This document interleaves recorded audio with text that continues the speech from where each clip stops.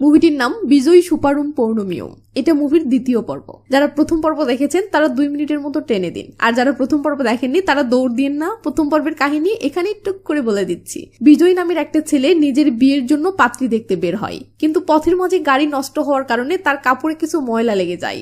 এই জন্য বিজয় পাত্রীর বাড়িতে এসেই আগে পূর্ণিমাকে মানে পাত্রীকে ওয়াশরুমের কথা জিজ্ঞেস করে। পূর্ণিমা তখন তার রুমের ভিতরে থাকা অ্যাটাচ ওয়াশরুমে বিজয়কে নিয়ে আসে। সবকিছু নর্মাল যাচ্ছিল না।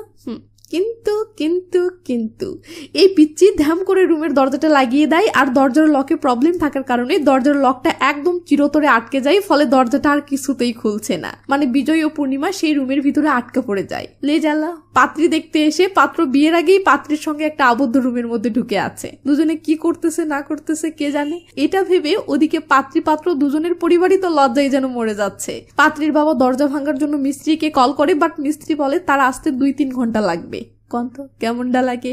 তাহলে এই 2-3 ঘন্টা রুমের ভিতরে ওরা কি করবে? বাট উপায় তো নেই, কিছু না কিছু করে তো সময়টা কাটাতে হবে। তাই পূর্ণিমা বিজয়ের সাথে আলাপ করে সময় কাটানোর প্ল্যান করে। ও সর্বপ্রথমেই বিজয়কে শকিং একটা নিউজ বলে যে সে এই বিয়েতে রাজি না। সে বিজনেস করার জন্য পরিবার থেকে টাকা নিয়ে অনেক টাকা লস করেছে, তাই বাবা মা জোর করে বিয়েটা দিতে যাচ্ছিল। বাট পূর্ণিমা অস্ট্রেলিয়া গিয়ে ভালো একটা জব করে এই টাকাটা পরিশোধ করতে চায়। সাথে পূর্ণিমা এটাও জানে যে তার নরেশ নামের একটা ছেলের সাথে রিলেশন ছিল, যার সাথে পার্টনারশিপ হয়ে পূর্ণিমা একটা রেস্টুরেন্ট বিজনেস প্ল্যান করেছিল।